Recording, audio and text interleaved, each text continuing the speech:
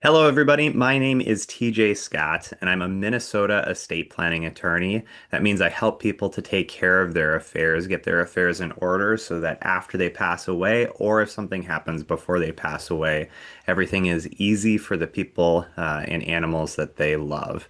I am the owner of the law office of Timothy J. Scott. I practice in Bloomington, Minnesota. And I see lots of people sharing information right now, and I love it. I hope that everybody stays active during this presentation and continues sharing with me.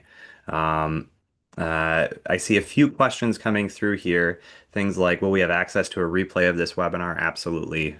We are recording it now. Other questions, what are we supposed to do with our pet when we have no one to take them in if they die? If somebody dies and they're on a fixed income, that's a great question. We're going to talk about that here this evening for sure. Any programs through a rescue that you know of, if a person dies, that they can take in your pets. Again, great questions. We are going to talk about it here today. Absolutely. So again, welcome.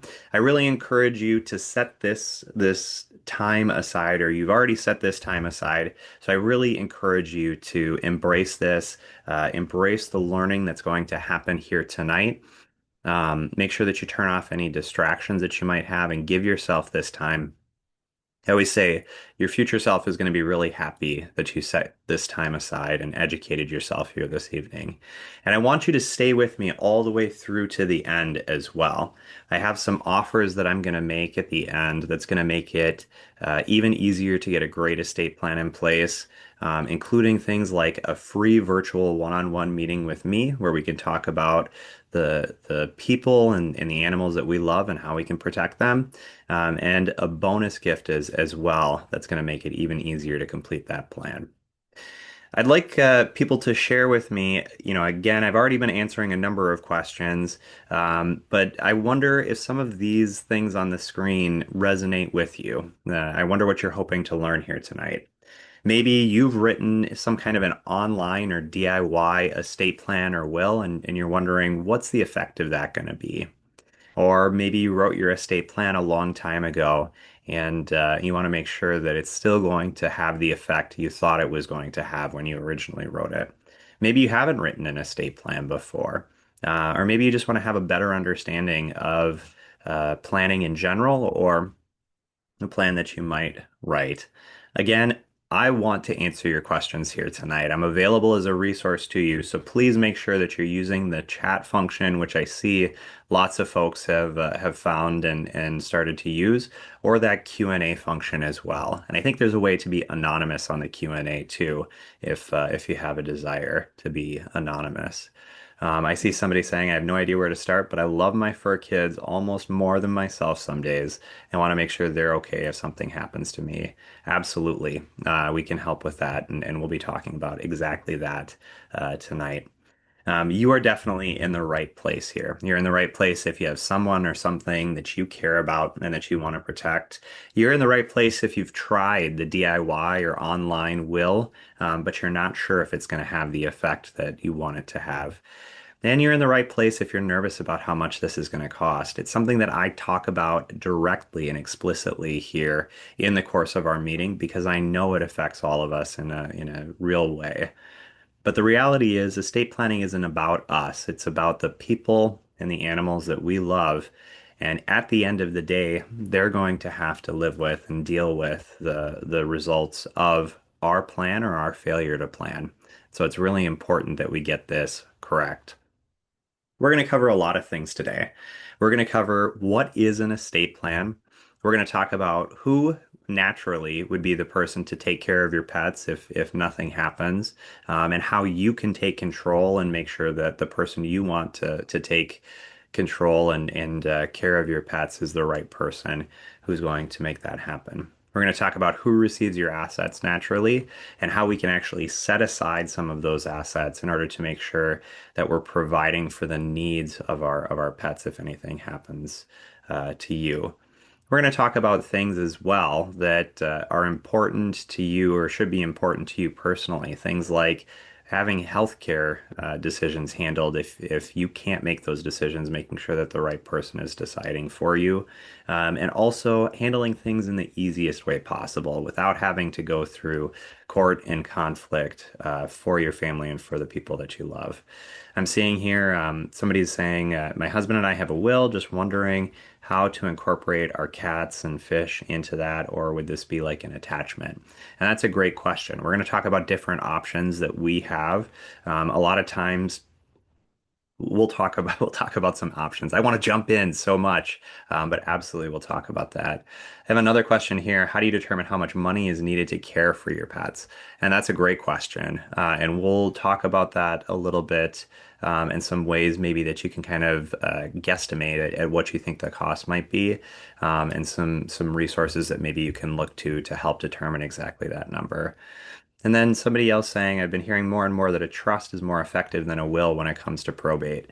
And that's absolutely true. A trust is a tool, though, like anything. A trust is sometimes the right tool, sometimes not the right tool, but it can be a really effective tool for that purpose in particular, avoiding probate and also providing a continuing source of assets or resources for somebody like a pet to draw from, or a pet caretaker to draw from if they need to in the future. Before I jump into the things that we're going to cover here today, though, I'd like to tell you just a little bit about myself and about my family. So this is my family. My wife's name is Tobin. We have 5 kids. We live in Bloomington, Minnesota. And we've been proud pet parents. You know, I grew up with cats my whole young life, and we've been proud pet parents to 2 dogs, a golden retriever named Oscar and an Australian Shepherd named Frankie.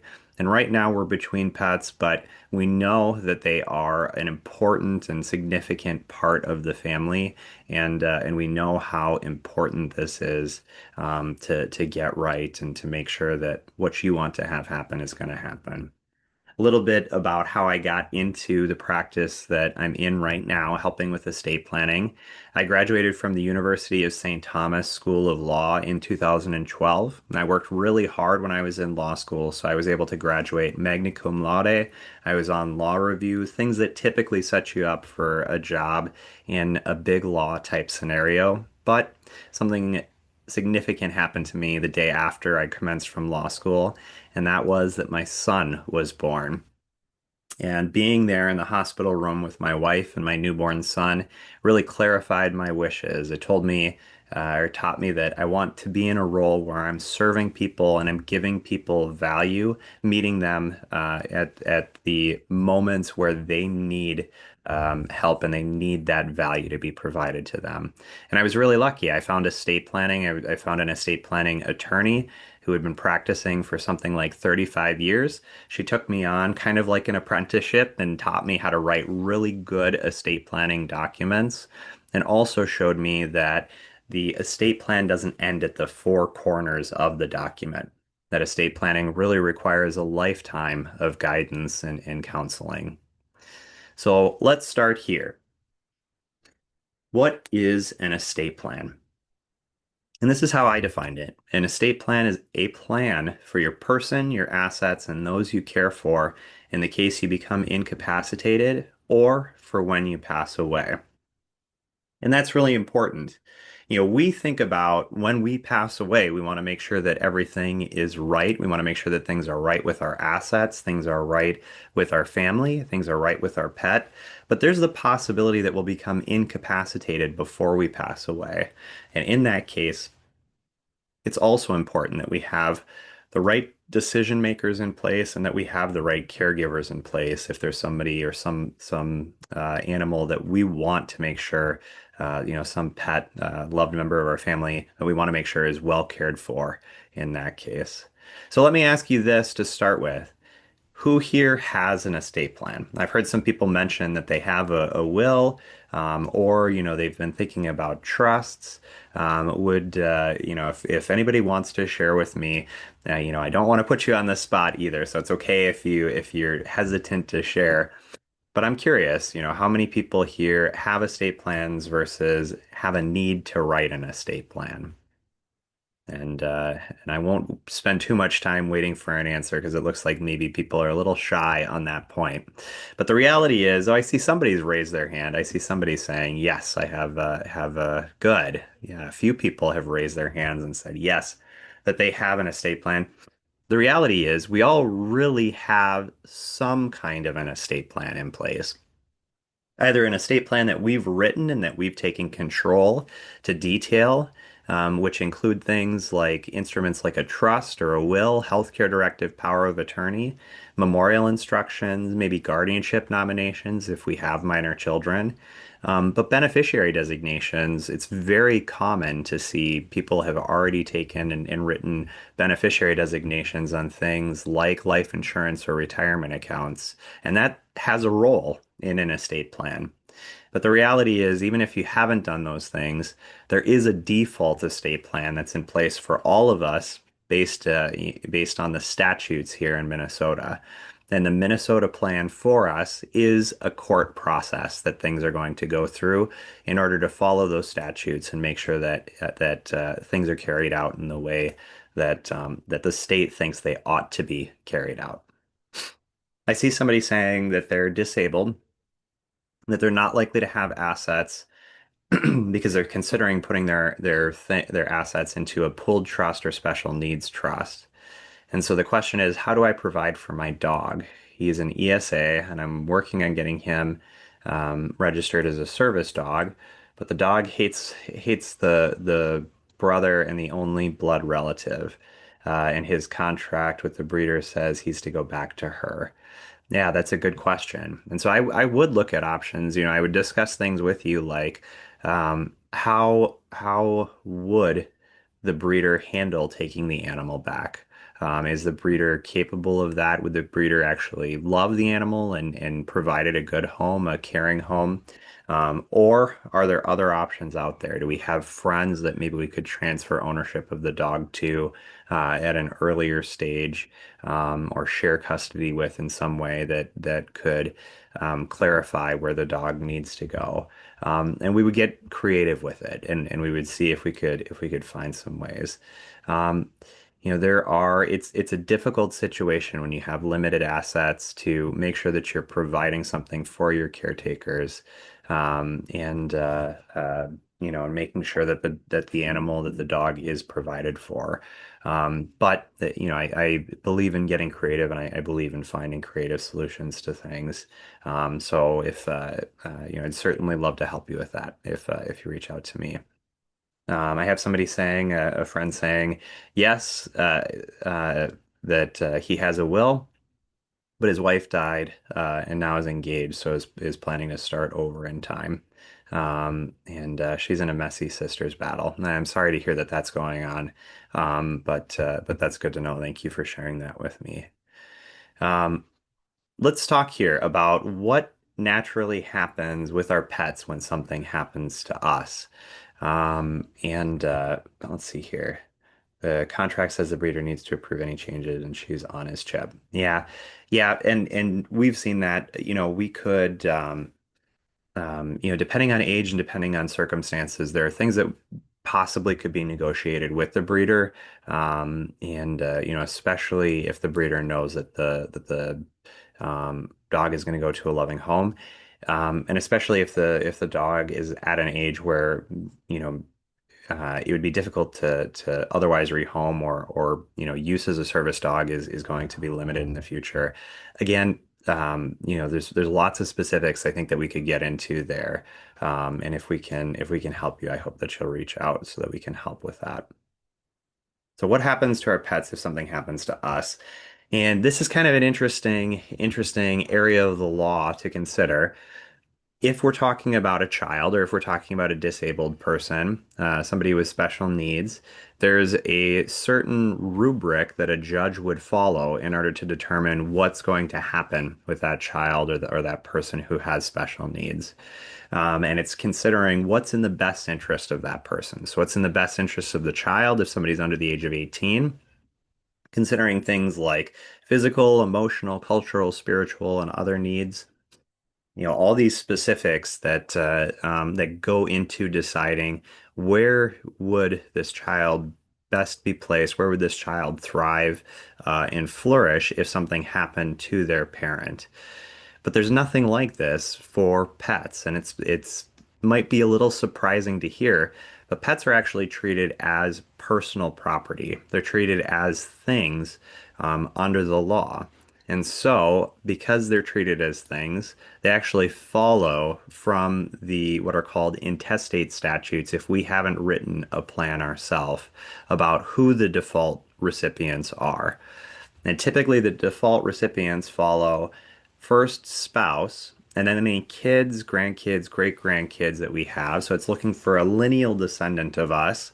But if it doesn't find anyone there, then it goes up to our parents' level and kind of follows in a waterfall through our siblings, through our nieces and nephews, grandnieces and nephews, until it finds somebody possibly in that line. But again, if it doesn't find anybody, it actually goes up to the grandparents' level and goes down through aunts and uncles, first cousins once removed. And so it's following this kind of waterfall pattern. All of our property, including, again, under the law, our pets are considered property. And so they would follow that same rubric.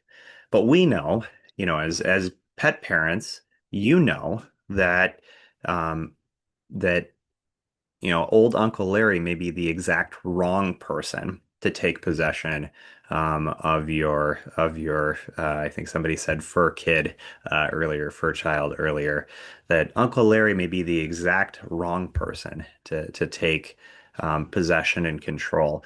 And there's a risk if nothing is done that whoever is deciding where the pets go is the wrong person to be making that decision and would default to something like dropping the pets off at the Humane Society as opposed to making sure that they're rehomed or they're cared for in a place where they're going to be loved for the remainder of their life. But it doesn't have to be that way. And I think that's really the important thing that I want you to get out of this conversation here is that we can detail exactly where our personal property goes if something happens to us. And again, I know it's hard to think of our pets as personal property because they're such a big part of our family and so meaningful to us. But again, that's the treatment under the law. And as long as that's the treatment, let's use it to work in our favor. And let's detail exactly where our pets go in a way that doesn't need to be overruled or overridden by a judge because it might not be in the best interests of that pet when we really know what's in the best interest of our pet.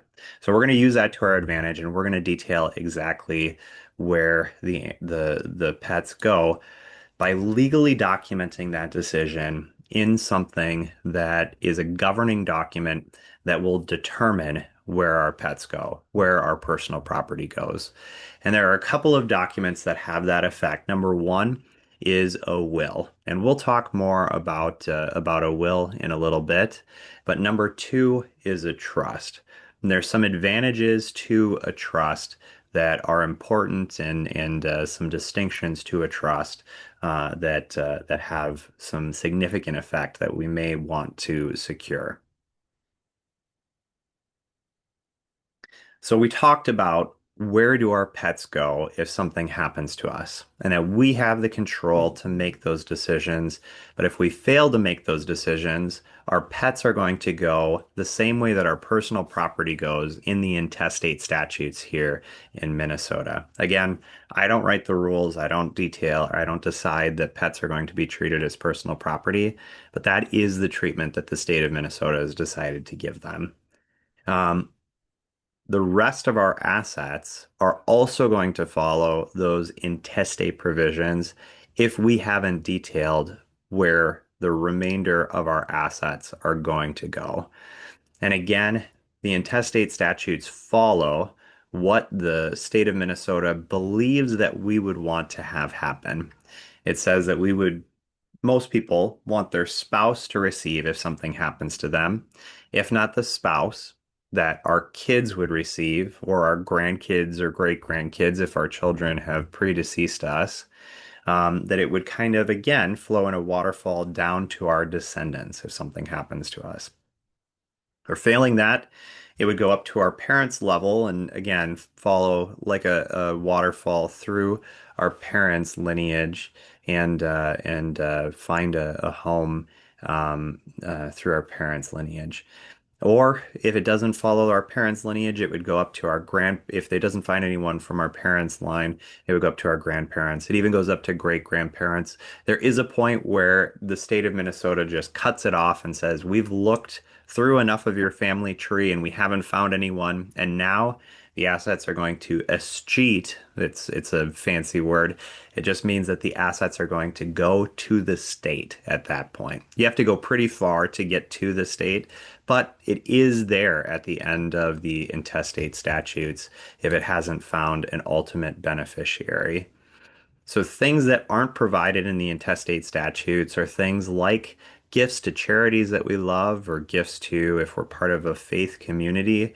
It doesn't detail exactly, if we have friends that we want to receive or specific family members that we want to gift, maybe our niece or nephew or something like that, and their parent is still living.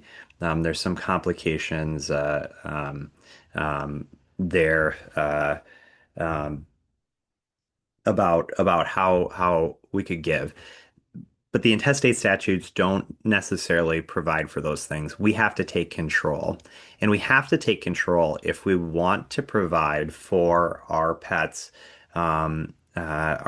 needs into the future.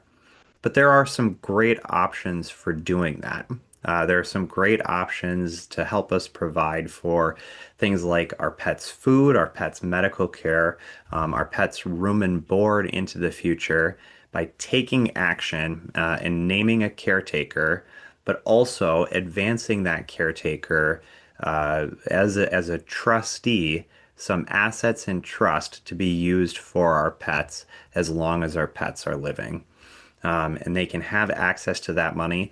They can invest the money so that it hopefully will grow over time and hopefully they won't have to draw too much out at any given time in order to stop that growth. But we can really set aside a nest egg in order to ensure that our pets are well cared for and that the resources are available in case there is any kind of ongoing health need, or certainly providing for things like room and board or food. Do we have anyone with a horse pet or a horse in their life? Is there anybody? Yes, I'm seeing a raised hand, and so I'm seeing a few raised hands. You know some of the costs of room and board for a horse. You know that it's something that needs to continue to be provided, and so providing in something like a pet trust for those costs, at least for a time until we can find other options, maybe for transferring ownership of the horse or having somebody else take over ownership of the horse, is something that's really important and really significant. Um, I see somebody sharing some states are advancing laws that protect the rights of animals. Has Minnesota started in that direction yet? And the answer is yes, that Minnesota has started to make some progress in this area, and started to do some things. But again, at estate planning or an end of life type situation, there's not a lot that's done there, that it's really up to us to make sure that our pets are cared for in the way that we know they deserve, from the joy that they give us, that they deserve to be cared for. And here's a question that I often get from clients. How are people going to know if something happened to me? How are people going to know in order to come and secure my pets and make sure that they're still being cared for, that they're still being taken care of? And this is especially a problem for people who are living alone. That how are people going to find out if something's happened and you've had a fall, for example? or a medical episode, and now you have pets that need to be provided for, but people may not naturally be alerted. There are a few things that I recommend on this front. Number one, it can be helpful to carry something like an emergency wallet card saying, if you have found me, please know that I have pets at home, and identify the number of pets, the type of pets that you have, and maybe some contact information, things like a trusted individual, maybe a family member or a friend, or somebody like your veterinarian who can be contacted possibly to go and collect that pet. That can be really helpful if something happened to you while you were out eating at a restaurant, or if you were, working out at the gym or something and you have that emergency wallet card on you at the time. It can be really helpful to make sure that any kind of medical episode that you might have, if you were to pass away, that those pets would be recovered and well cared for.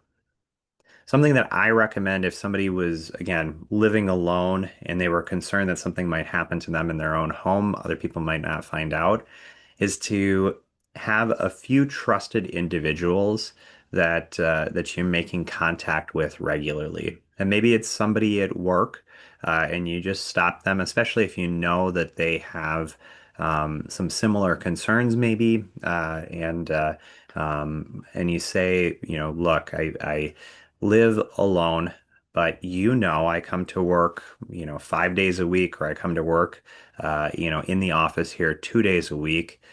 Would you please make sure if I'm not showing up to work that you follow up and find out why that is?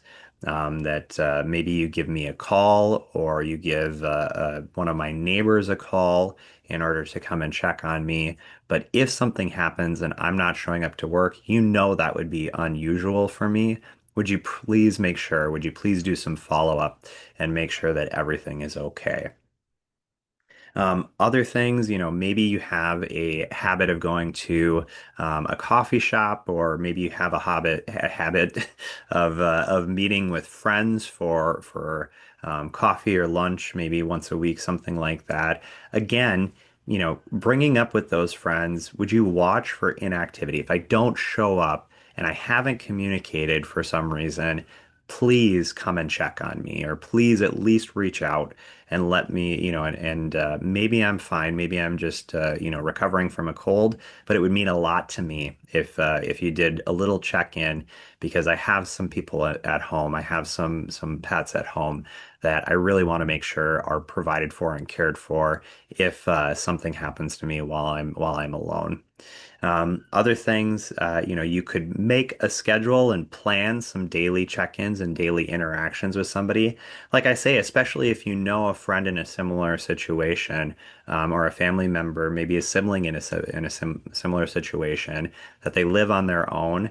And maybe you just kind of form a buddy system of some type, that you're doing some check-ins with each other to make sure that you're on the same page, that you know what is going on in the other person's life, and if anything happens, if anything out of the norm is going on, that you're able to identify that and get some help.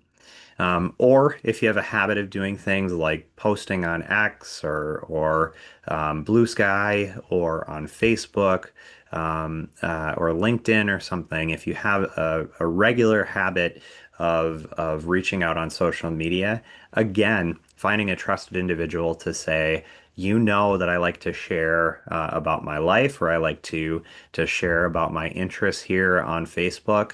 If anything happens and you haven't seen a post from me in a few days, would you please reach out to me directly? And here's my direct contact information, so that you can make sure that everything is okay with me.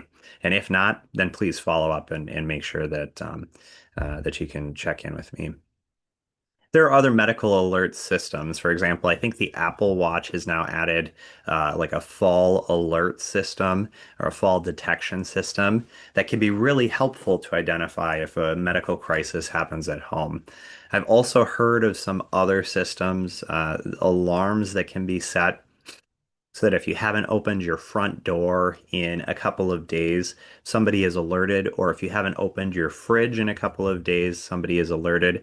Certainly, there are things like the alarm that if you actually have a fall in your home and you have the wherewithal that you can press the button in order to alert an emergency system, those can be really helpful when you have people or animals that are reliant on you and that you need to be providing care for, making sure that somebody knows if you're in a position where you can't provide that care is really important. Um, so I see somebody asking here, do I do court battles? And the answer is no. That I generally do not do litigation and litigation work. I mostly do transactional work and helping work as opposed to that kind of litigation. So how are things carried out if we haven't made a plan? Again, the way that things are typically carried out is through a court process. If we haven't made our healthcare wishes known, it's through a process called guardianship. Or if we haven't made our financial wishes known, if we haven't named somebody to handle our finances, then it's through a process called conservatorship. And after we pass away, there's another court process called probate. And I want to highlight, especially health care decisions are so important. Um, some people may remember the figure that's here on the screen. Somebody named Terry Schiavo. And in the mid 2000s, Terry suffered a cardiac event and was left in a vegetative state. She was on a feeding tube, and her husband wanted to remove it, but her parents wanted to keep it in. Ultimately, the husband had the right to say, through the court system, so he removed the feeding tube, and Terry passed away about 2 weeks after that. I highlight that case, and I highlight that because what I want you to know is that you can decide, that you don't have to rely on a court to make that decision or on some individual who steps up, maybe a family member that you haven't seen in a long time to make that decision. You can name the agent who gets to make the decisions. You can name your wishes for life-sustaining care. But again, you have to take action in order to do that through something like a healthcare directive. Um, and again, uh, court is not great. Court often leads to conflict. Again, I had a question, do I handle court battles? And the answer is no. I have a very peacemaker mindset when I do things. I'm trying to help write documents to make sure that peace is maintained in the family, that your wishes are carried out, but that things don't devolve into conflict, because I've seen how families can get torn apart, and situations can go sideways where nobody gets what they want if things go through court. After you pass away, the default court process again is called probate. And you need to know about probate that it takes a long time to go through. Here in Minnesota, it takes at least 6 months to go through the probate process. More often, it's taking something like 12 to 18 months. Um, Essentially, the process is this: that the court needs to name an agent who can stand in your shoes in order to make sure that your creditors get paid before, finally, after all creditors have been satisfied, distributions are made to the recipients from your estate. Again, it takes a long time. It's costly. We estimate that probate costs something like 3 to 6% of the gross value of your estate. So, for example, if you have a home that's worth $400,000, you can estimate that probate would probably cost something like $12,000 or more. That's a 3% estimate. Probate's costly. And it's costly because there are all these fees that enter into it, things like attorney's fees and filing fees, bond premiums, creditors that need to get paid. There are all these, if you own a home, things like utilities and mortgage payments and real estate taxes and home insurance that continue to need to be paid until you can finally get to a point where you can take care of the house and sell it, or no longer have those costs associated with it. And I see somebody asking, what about a transfer on death deed for your house? Is that immediate? And the answer is yes. A transfer on death deed is a great tool for the house to avoid probate. It's like putting a beneficiary designation on your house so it doesn't have to go through probate if you have that transfer on death deed on there. That's a great question. Probate is also public. And so here is the last will and testament of John F. Kennedy. And interesting here is that Jackie Kennedy did not receive JFK's complete estate. In fact, JFK earmarked $25,000 to go to Jackie Kennedy, with one half of the remainder to her, but the other half of the remainder, or if Jackie had predeceased, the other half of the remainder was to go to JFK's children and issue. So you learned a little something about a former president here tonight. And the reason I was able to access this is because probate is public, and because JFK's estate had to go through a probate, we were able to access this will that was published publicly. The important thing to know is that court is optional. Again, you don't have to opt into any of these unfavorable situations, that you can take control and you can detail what should happen in these different instances. For those healthcare decisions, you can put together a healthcare directive naming an agent and naming your wishes for what kind of care you want to receive.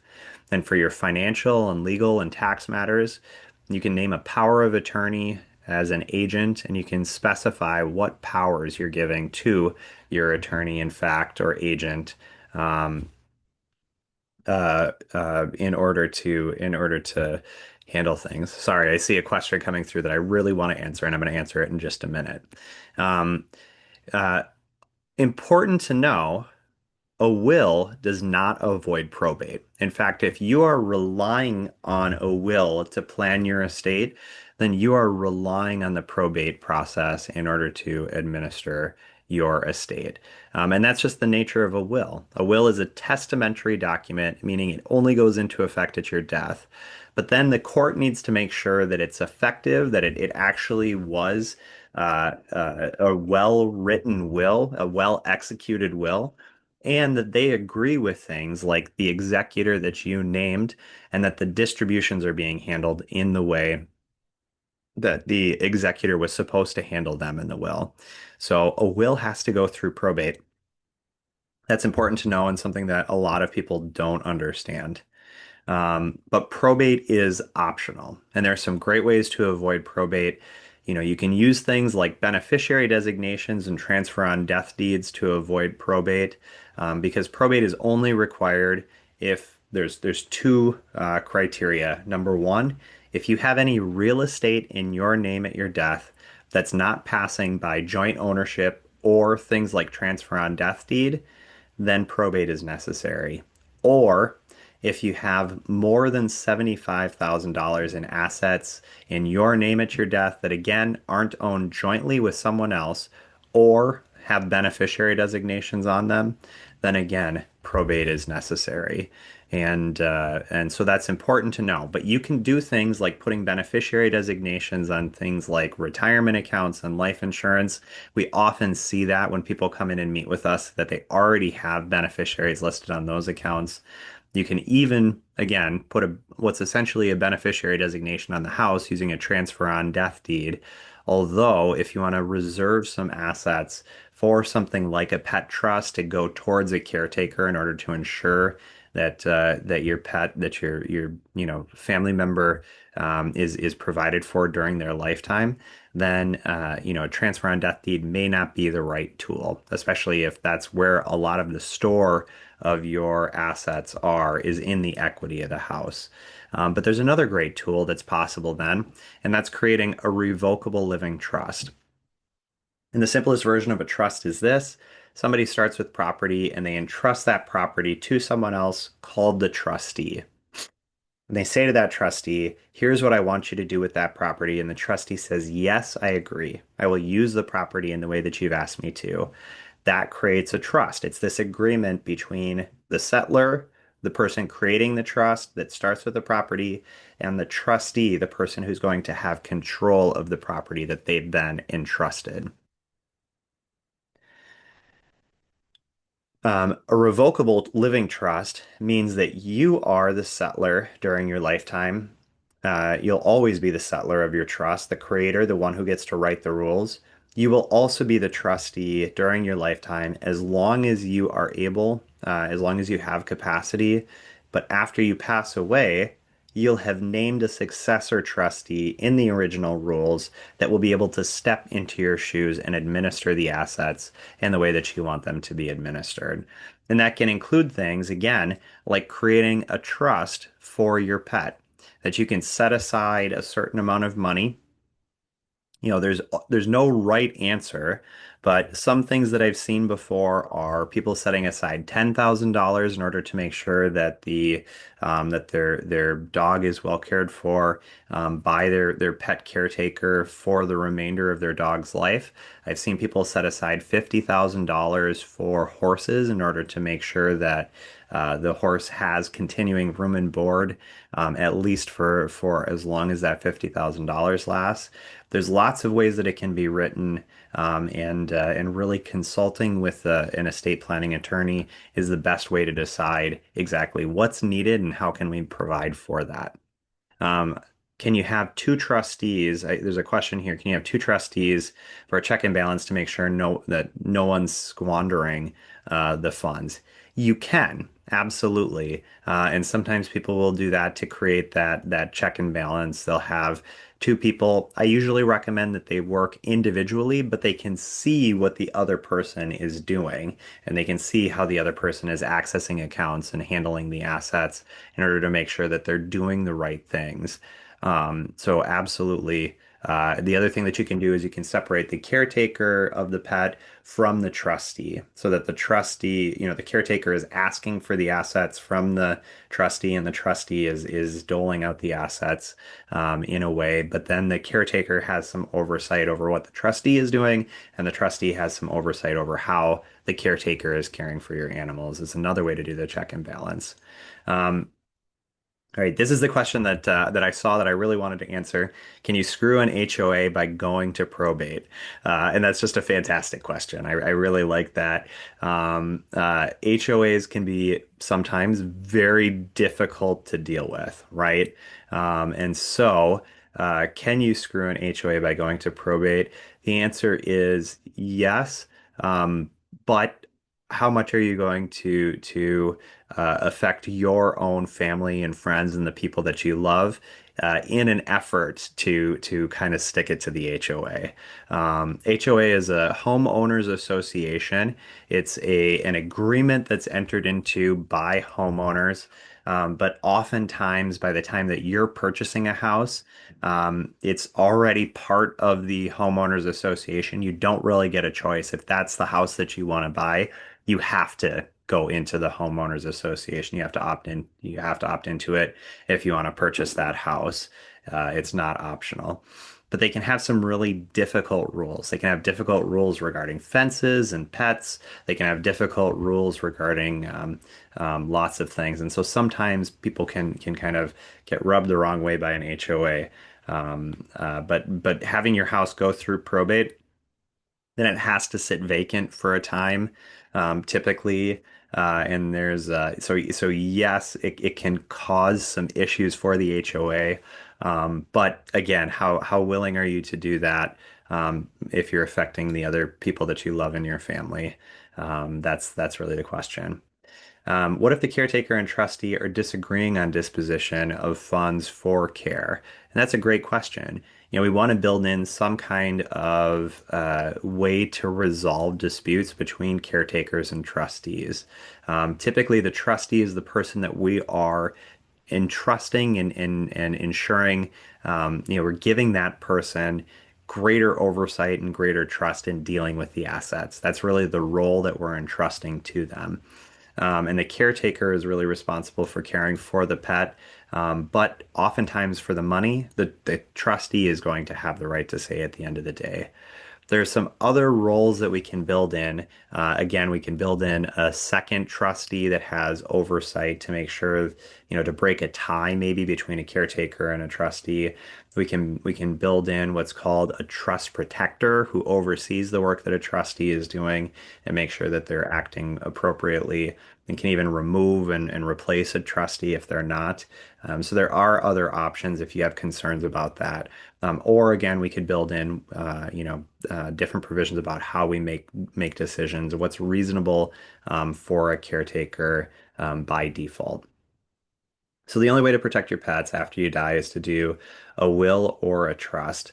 Um, I would say if you want to have certainty about what's going to happen with your pets, then you really need to direct them to somebody that you trust to take care of those pets.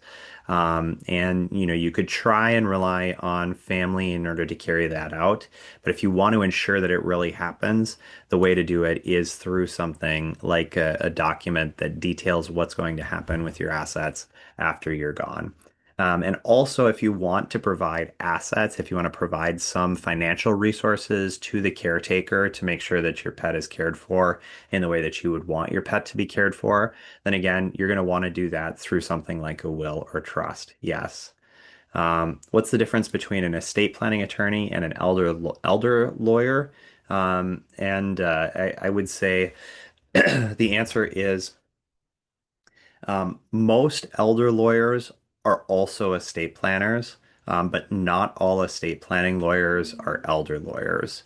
That uh, that I do both. I do some medical assistance planning, which is as people near the end of their life, maybe they have to enter a nursing home or an assisted living situation, and there are certain things that can be done in order to preserve as much of their assets as possible. And that work that they're doing to preserve the assets while still qualifying that person for medical assistance is what an elder lawyer does. Whereas an estate planning lawyer will often have a greater focus on planning for death and asset transfer at death and things like incapacity as well. So, good questions. You should know about estate taxes. For most people, estate taxes aren't going to be an issue. I see here actually a slide that needs a little bit of a adjustment. The current exemption on the federal level is actually $15 million. So it's actually higher than what's on the screen here. And that means that for your first $15 million, estate taxes don't get hit with that federal estate tax number, that federal estate tax rate, which is great.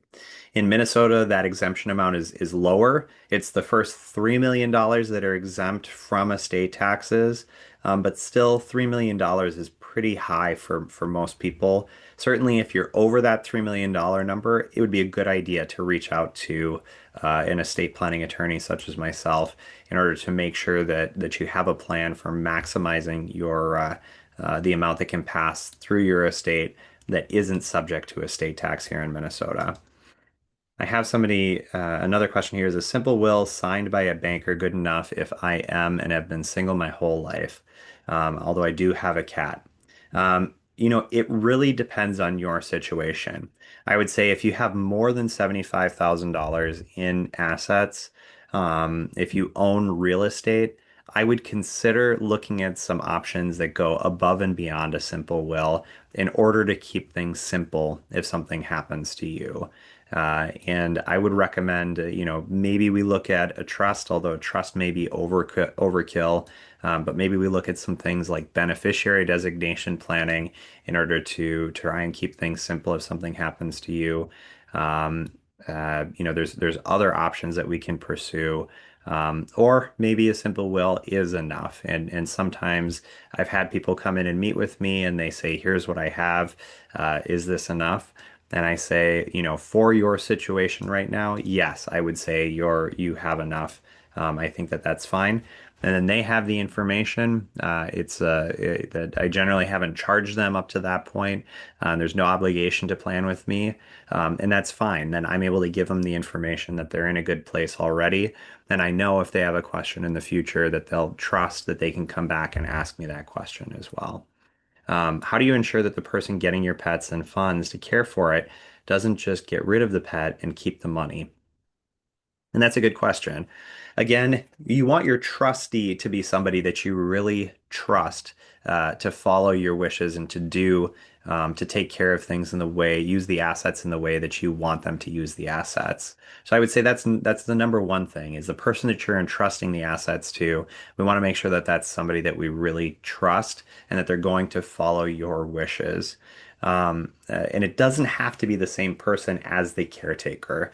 Oftentimes it is because we're trusting a family member to caretake for our pets, and we're trusting that same family member to take care of our assets and to take care of our funds if something happens. But the answer is if you are signing up as a trustee, you're a fiduciary with the responsibility to follow the wishes of the person who has written the trust, of the settlor. And so that's part of what you're agreeing to. And if you're misusing the money, if you're misusing the funds, you can be held liable for that.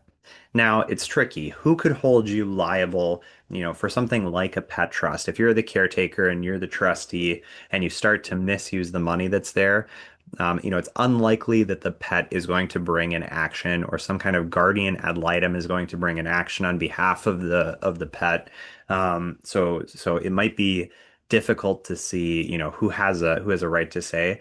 But oftentimes in pet trusts, we will build in contingent beneficiaries. So if your pet passes away before all of the money in the trust is used, that money will go someplace. And maybe it's going to a charity, maybe it's going to another family member. And that contingent beneficiary would have a right of action if that caretaker is misusing the money and they see that that person's misusing the money. But again, maybe building in some oversight and building in some kind of a check and balance if you're concerned that that could happen would be a good idea. So, with everything that we've talked about here today, the question comes down to this. Is estate planning something that I can do myself, or should I hire an attorney? And I know I'm biased, but here's what I've heard, or here's what I say. Putting together your estate plan yourself is like trying to put together IKEA furniture without the instructions. It's difficult. There's a lot of moving pieces. Everything needs to be in exactly perfectly the right place. Otherwise, it all kind of falls apart. And I had an experience like this. I was going to take my son fishing, and I had ordered some new fishing poles. They came and reels. They came without the fishing line on them. Not a problem. I ordered some fishing line as well. I went down and set everything out on the table. I thought that I had everything done the right way, and I had wound a bunch of fishing line onto the reel. But when I went to snip the remaining fishing line, all of a sudden, I don't know what I did wrong, but the fishing line started jumping off of the reel, and I had this huge mess on my hands on the table in front of me. And I like to tell that story about a DIY project that went wrong because that DIY project going wrong wasn't a huge problem. I was able to fix the situation and I was still able to take my son fishing that same day. And I did have to cut some tangled fishing line, unfortunately, but the cost of that fishing line couldn't have been more than 30 cents that I actually lost. It wasn't a huge cost or a huge loss. I was able to fix it quickly and I was able to fix it myself, right? Estate planning is a totally different matter. You aren't going to be there to know if your estate plan has succeeded or failed. And you're not going to be able to fix it if it's doing something other than what you intended it to do. And I can tell you the costs of fixing an estate plan. It's not 30 cents in materials. It's thousands of dollars and tens of hours of attorney time and your time trying to put the pieces back together. And it's not a process I want anyone to have to go through. I'm seeing a few questions here. Do you know of any groups slash charities, etc., who connect willing caregivers with those who need one in case of incapacity or death? Also, can you designate a law firm as a trustee to administer the trust, or is that costly? A law firm I would be costly. There are some law firms that do it, but there are also professional fiduciaries that are available to serve as trustee and administer the trust.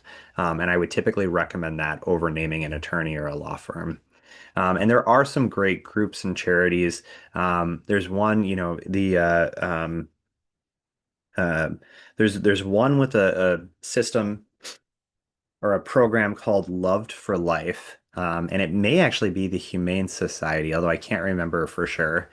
But under that Loved for Life system, if you make a certain gift to the charity, to the organization, they promise to rehome your pet. Um, uh, and I think they promise to rehome your pet within 6 months, something like that. They make a really um, uh, forward effort, really concerted effort in order to rehome your pet. But there's costs associated with it, right? That I think they want a gift of at least 5,000, maybe $10,000 in order to promise that they're going to take possession, that they're going to take your pet and make sure that it's rehomed. I see another question here. Estate taxes kick in at how many million dollars? It's $3 million is the number here in Minnesota that we need to be worried about. Wondering what a person can expect to spend to set up a revocable trust? That's a great question, and let me get to that here. Um, when you work with attorneys, you can have the typical experience, or you could work with us. And I'm going to specifically tell you exactly what our fees are here in just a minute. But the typical experience is going to be something like form documents that are kind of set it and forget it. You're not really, going to be sure exactly what the documents say, maybe. It may avoid probate, but maybe not. May not keep the family out of court and conflict. May leave the assets to the people that you want, but maybe not have it be protected. And you're not going to have ongoing legal guidance. Typically, you're going to be paying an hourly fee, and oftentimes, attorneys' fees can be $350 an hour, $400 an hour, very expensive. But planning with me is a totally different situation. That we charge flat fees and we work with our clients to choose the fee based on the different resources that they want us to use in writing their estate plan. Planning with us, we ensure that we keep the money out of the hands of the state. We protect kids and pets totally. We make sure that they go to the caregivers that you want those kids or pets to go to. We keep the family out of court and conflict, keep things simple and easy to administer as possible, and we bring you through the system in such a way that you're going to know that you've made the right decisions because we really empower you to make those decisions. We could protect the family money from outsiders, and you're going to have a lifetime working with us of guidance and protection. Here's the key. You're going to know that your plan is going to work when your family and your loved ones need it to work. And I think that that's so important when you work with an attorney. Working with me, again, you can expect to pay somewhere between $2,500 and $6,000. I've had plans that have cost more than $6,000, but you really have to opt into a lot of bells and whistles to get above that number. And if finances are important, if finances are a big consideration to you, we work with our clients really carefully to make sure that we are writing a plan that not only works to achieve their goals, but also achieves their financial needs as well. And we're really sensitive to that. And so we would take great care of that. Um, so choosing an attorney, again, maybe a little bias sounding up here, but I can tell you we're going to be able to help you. We're going to be able to take care of things and make sure that they work exactly the way that you want them to work. And I'm going to go ahead and post my link here in the um, uh, in the chat. That's a link to my calendar. So if you want to take a look, if you've heard something here tonight that makes you say, you know what, I think it's time. I think I need to reach out to TJ in order to have my estate plan looked at, or in order to have my estate plan written. I would love to help you. So remember, not all attorneys are the same, and this is not something you want to work with an attorney that you don't deeply trust to get this taken care of. And I really want to make this easy for everybody. And so here's what I'm willing to offer. I'm willing to offer our first meeting together absolutely free. I say it has a $750 value because I set aside 2 hours in my calendar for our meeting time together. Plus, I'm doing some prep work ahead of time in order to make sure that I'm as ready as possible for that meeting. So I attribute something like a $750 value, but again, it's free and there's no obligation to continue if you don't think that we can help you. There's no obligation to continue, even if you just decide, you know what, I'm not sure this is the perfect fit for me. That's okay. You can walk away during our meeting, and I'll be happy and satisfied that at least I've provided you the information about where you stand right now and what we can offer. And again, if you reach out in the future, maybe there will be a better time for us to work together. But I want to offer you that. Um, Plus, if you book your appointment before the end of the week, now's the best time to do it. But if you book your appointment before the end of the day on Saturday, we will also give you $250 towards the estate planning package of your choice.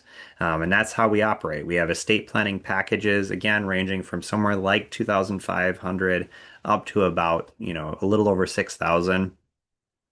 And whatever package you choose, we're happy to give you $250 towards that. If you take action right now, if you do the next right step right now and find some time on my calendar. And as you're looking at my calendar, you'll probably see I don't see any time in the next week for us to have a meeting or any time before the end of the week here. And that's not what I mean. I mean, you're probably going to have to be scheduling out into October or November. That's just the way that I schedule. I get a lot of appointments, um, but I limit the number of appointments that I take in order to make sure that I'm giving all my clients the attention that they deserve. But when you book that appointment, I want you to have it booked by the end of the day Saturday so that you know what the next step is going to be and you've taken a big step towards that. Um, I see somebody asking here, do you do dog clubs and give a talk on this subject? Very informative. I would love to do that. If that's an invitation, if there's a place where you would like me to come and speak, I'd be really happy to talk to a group about the information here and about the offerings that we have in order to make sure that people are well cared for. People and their pets are well cared for. Can you tell us what size estate would correspond to which package? That's a really good question. Actually, it's based less on the size of the estate, and it's based more on the estate planning tools that we're using in order to achieve your goals. So the $2,500 package, we would be looking at tools like beneficiary designations, and a will in order to achieve your estate planning goals. But as I told you, sometimes if you're using a will, if you're using beneficiary designations, there's a risk that things could go through probate. So if you want to ensure that things aren't going to go through probate by creating a revocable trust, then typically those planning levels start at about $4,500. That's about what you can expect is about 4,500 if a revocable trust is the right tool for your estate plan. If other things are going to work, like beneficiary designations, maybe a transfer on death deed for your home, again, you can look at something more like $2,500, $3,000 to do that. Um, and I see here time to schedule a meet with you and still looking at presenting on a Thursday morning. That's great. That's great. It's so good to see you on the call here, and I really appreciate you reaching out. And I see somebody asking, what did you mention about a lifetime of help? I think I missed something there. So we provide continuing communication with you, and we are a source and a counselor for you for the remainder of your life. That if you have questions about your plan, if you have questions about what it means, what different things might mean, we are a continuing resource to you. We're not going to charge you hourly fees if you reach out to us. All future communication with our office, if you've written a plan with us, is included in the initial cost of the plan. Now, I have to add a little proviso to that. If there are changes to your documents in the future after we've written the documents for you, it's possible that there could be a fee attached to making those changes. In fact, I would plan that there probably would be a fee attached to that, and it would be something that we would negotiate as a reasonable fee before we started the work on those changes. We don't know exactly what your future holds, and so if there are changes that need to be made to your documents, we don't know exactly what the cost and what that might look like. But we want to continue to be a resource to you because we've seen that's the way to make an estate plan work is by being that trusted advisor, that trusted counselor into the future so that you know that you can reach out to us and ask your questions and receive guidance from us to make sure that your plan is doing exactly what it's going to do for you in the future. Is a flat fee essentially a retainer? A retainer is something typically that an attorney takes and then bills against that retainer. And if the money in that retainer ends up running out, then the attorney would send an additional bill to that. So our flat fee is not like that because our flat fee is the floor and the ceiling. It's exactly what you are going to pay for the estate planning package that you choose. And so we provide a lot of clarity to our clients that way by just charging a flat fee so they know exactly what their plan is going to cost and they don't have to worry about sudden, surprising, hidden costs coming later because the attorney worked on it a little bit more or was driving while he worked on it. And so he was billing driving mileage or, whatever the case is, you don't have to worry about that. We have a very transparent way of billing that's just a flat rate fee.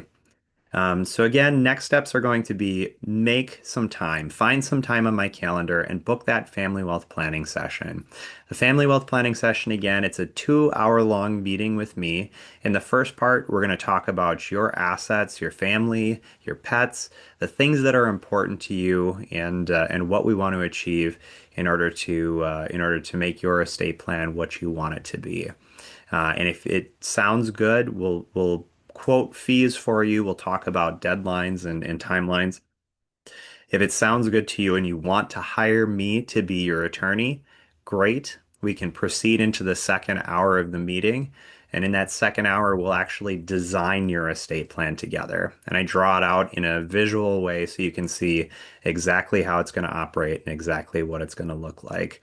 But again, next steps, book that meeting with me so you can secure your free family wealth planning session as well as that $250 discount towards the estate planning package of your choice.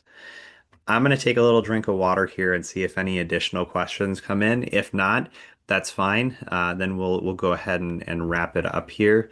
But it's been fantastic having everybody on the call, and I really appreciate the questions and input that everybody has had as well.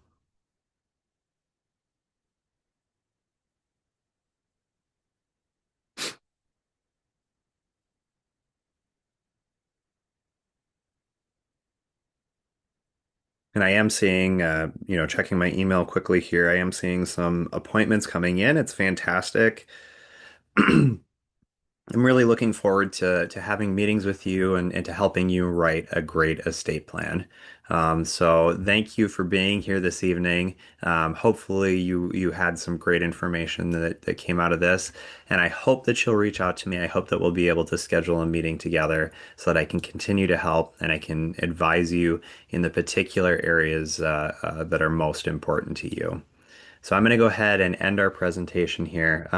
Here.